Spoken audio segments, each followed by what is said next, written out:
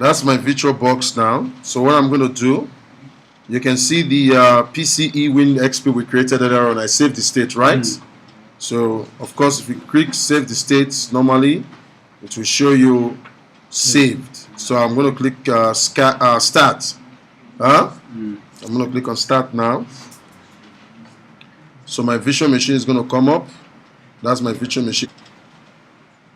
You can expand it. You can also make it full screen as well. You can come to view. Just a minute. Click on the machine. Just waiting for the menu bar.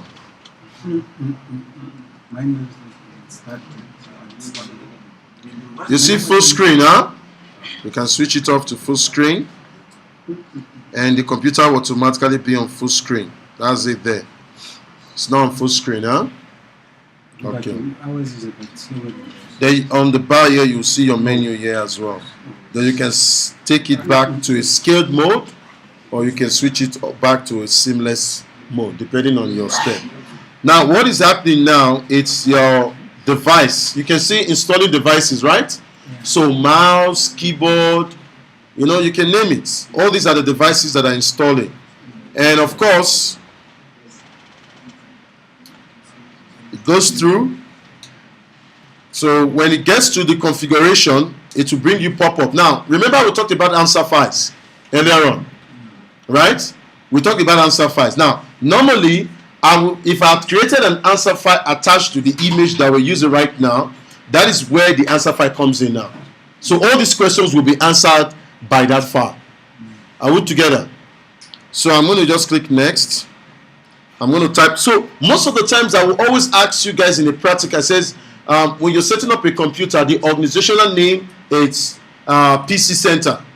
Now some of you may go to your computer and you're trying to look for where's the organizational name. You can't find organizational name. It's simple. An organizational name, it's actually the name of what? The computer.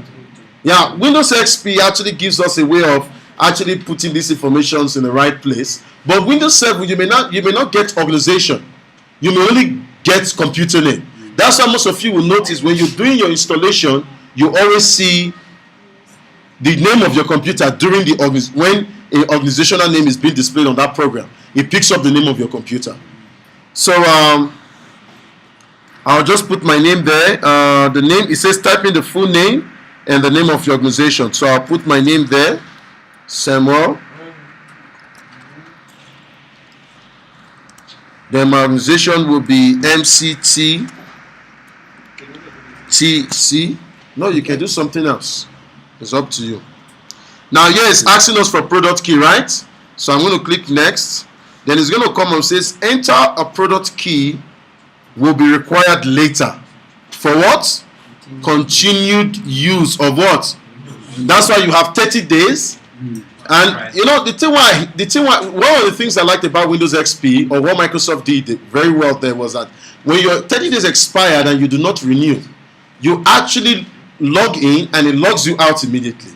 Unlike XP, it also allows you to get in. But XP actually extends those days. They have an extension on Windows 7, Windows 7. But it gets to a point when you log in, it logs you out immediately. So that's what we mean by limited.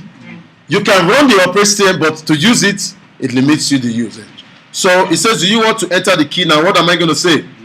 No. Then it skips that automatically. Now, did you see that the computer name automatically picked up the name of my what? Organization. Did you see it? Did you see it there?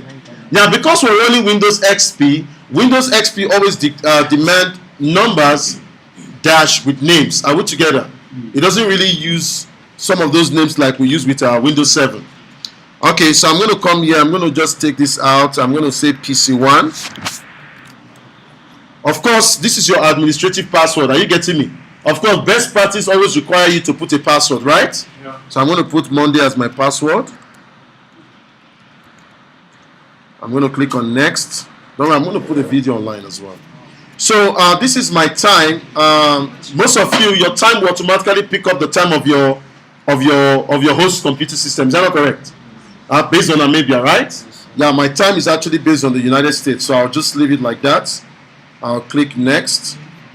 So now it's installing the network. Now, it depends on the type of network adapter you have on your computer. Now, but in this case, our network adapter is generic because it's virtualized, right? So it's actually going to install a network adapter and we're going to configure the network. Now, in some scenario, it may not install the network adapter, but don't be alarmed. All you need to do is to go through the installation. When you're done, then insert the drivers, then have those drivers installed. The network adapter will appear. Are we together? So in this case, it says choose whether to use typical or what?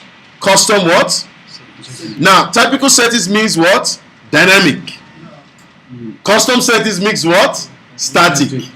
Meaning you have to manually what? Enter the IP address. Typically, it should be what? Dynamic. A DHCP server should be on the network to issue those IP address. Typically. So we'll select the first option. We'll click next. Now, you guys remember we talked about workgroup and domain. Are we together? So if we already have a domain existing on our network right now, let's say there's a domain, there's a server.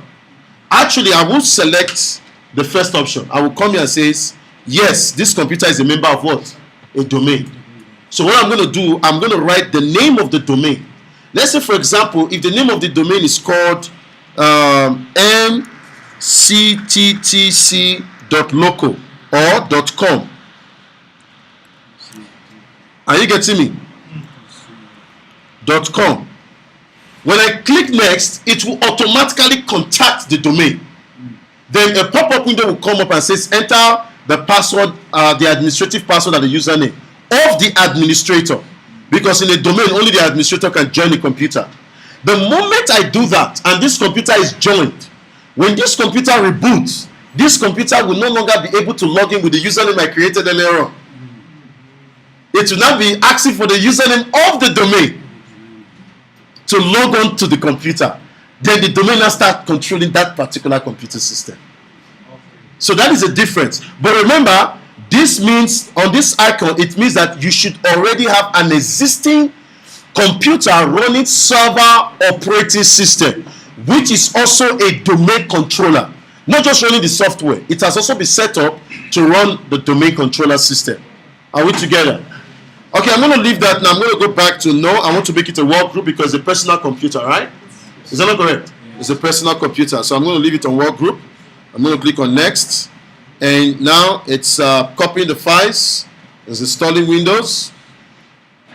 So we've done with the collecting of information. We've done with dynamic updates. We've done with preparation of the installation. Now we are installing Windows. So you can see it's copying and it says completing installation. Of course, it also gives you those generic time. Of course, it will actually finish before that time as well. It's not going to take all that 24 minutes.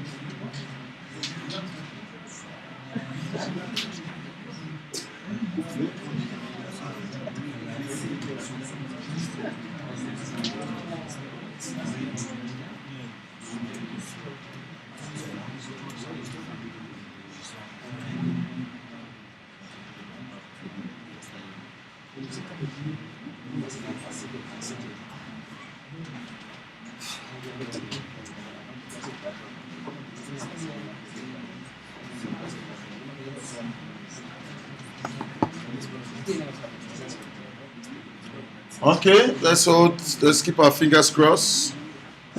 So remember, after we're done with this, we're going to be installing Windows 7, okay? Yeah, we're going to set up. So that is the installation we're going to be doing. We're going to be doing the installation of Windows 7 and Windows XP.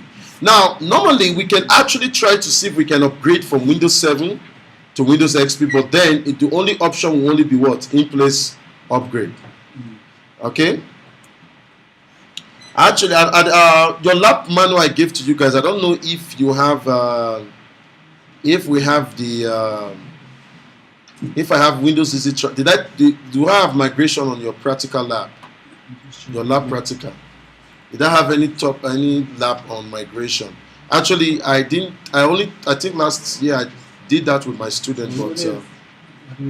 Installing hardware and software. Okay. Maintain document, computer, networking, computer systems, troubleshooting and restoring computer. Okay. Okay. We'll see how far it goes. Because normally when we get to Windows 8, we are supposed to also do migration. On Windows 8, definitely is a topic that cannot be skipped because of the idea of people getting new computers and you have to migrate to the old user. Okay, guys, it's the rest of you have your Windows XP set up. Okay, just 3 more minutes and we're done, and XP will boot up as planned. So take note, the moment you finish installing, definitely when the computer has restarted and boot onto the desktop, you need to inject what? You need to inject your DVD or your CD. Is that not correct? Because if you leave your CD there, it will keep on trying to reinstall every time you boot, because your default boot is what? CD. So my computer is restarting now. You can see now it's asking me to press any key. It's always asking. So that's my Windows XP coming up and going to the desktop now. So this is where it's trying to get your display settings, your graphics card. So it's automatically adjusting the graphics resolution as well. But the next thing you'll get is your XP computer. It will now ask you to put in your username, your password, and blah blah blah, all the necessary information. If you have your key, you want to activate online, you can activate online. Okay, so welcome to Windows what? Microsoft what? Windows. It says thank you for purchasing Windows XP. So we'll click on next. This is actually just a formal configuration. Are you getting me? This can actually be skipped, but most of the times you want to probably configure it now. Remember we talked about recommended during the updates. Are we giving something like that? Yes. But in this case, we're asked not. We can select not right now because we don't have internet connection. Are we together? So I'll say not right now. I'll click on next. So it's trying to connect to the internet to confirm if I'm able to connect to the internet. It says, well, will this computer connect to the internet directly or through a network? Now, the reason why it's asking you is just in case you're going to be using a dial-up. Are you getting me? Or a special connection method. So, yes, this computer will connect through a local LAN. You know what a local LAN means, right? Local area network, meaning you have a switch, you have a LAN connectors and things like that. So we'll leave it at default yes, and we'll click on next. If you're not too sure, if you go back here, if you're not too sure which connection, just click on what? Skip. Are we together? So I'll click next. Then of course it says, do you want to activate Windows now? Of course we don't have an activation, right? So we'll just say no, remind me in a few days. Then we'll click on next. Of course it's going to ask you to create usernames, right? So I'm going to call mine Sam MCT. So I'm going to click on next. And it says thank you, congratulations, you're ready to go. Here's what you have just accomplished. Your computer is configured for internet access. To learn more, click start, help menu, and other information. So you can also click press F1 or click here for more help. So I'll click on finish. And the next thing I will see is logging me into where? Windows what? Logging me into Windows XP. And that is my name there, Sam MCT. Do you see that? Huh? Okay, let's go back and log off. Let's log off. Now that's Sam MCT, right? I'll click login. Now you notice that it's not actually asking me for password. Why? Okay, tell me why. Because I'm not the administrator and I did not set the password. I only set an administrative password during my what? Installation. But let us find out how many users do reside in this computer. I just want to find out how many users before I move on to the next. So I'm going to come to Start menu. I'm going to take my mouse to Computer. I'm going to right click. Then I'm going to go to where? Manage. Are we following? Yes, sir. Why are you guys not clicking? You prefer to look and watch later. Okay, then click on Manage. Now, if you notice, it will bring you to a console called Computer what? Management. Is that not correct? Is that not correct? Yes, sir. Okay, now I'm going to go to Local Users. You see Local Users and Group. I'm going to click on the plus sign to expand it. Then I'm going to click on Users. Now, when I click on Users, there are two users that are not graded X with a red circle. The only two users are Administrator and what? And what? Sam, which my account I created. But do you think I'm an administrator? Am I an administrator? Guys, am I an administrator? No. Okay, let's find out. Right click on your name that you created and go to Properties. Then you will see a tab that says Member Of. Did you see a tab there? Member Of. It says you're a member of what? Meaning, because by default you were the one configuring the computer, it automatically made you what? A member of administrator. But you guys remember I created a password. Okay, let's go and find out. Now, if you come to General, you notice that the password never expires, right? Okay, let's click OK. Let's go to Administrator. Now, right click on Administrator and click on Property. You notice Administrator says password never what? Huh? And if you come to Members, it says it's a member of what? Administrators. Okay. Now I'm going to come to Start menu. I'm going to click on Log Off. I'm going to say Switch what? Users.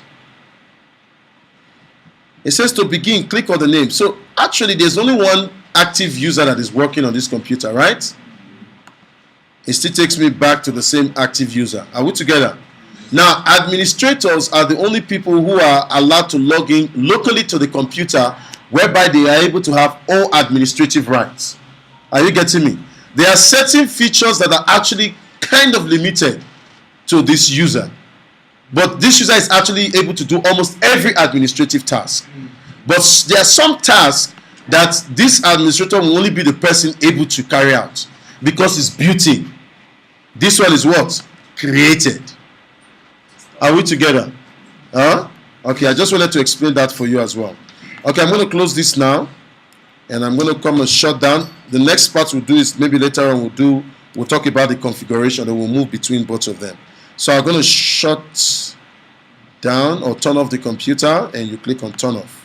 So my computer is shut down. I've successfully installed, verified that the installation was successful and everything is done. The next step I need to do now is to go to my XP. Can you see my Windows PE, Windows XP? I'll click on settings. I will go to storage. You see my DVD here? You see my DVD? Then I'm going to come here and say what? Remove. Are we together? It's now out, right? Then I'm going to come to my system. My boot sequence is what? CD and hard drive, right? So I'm going to uncheck my CD, click on my hard drive and push it up. So I only have one boot, which is what? My hard drive. But in case in the future I want to use CDs, then I will come back and what? Make my CD a boot.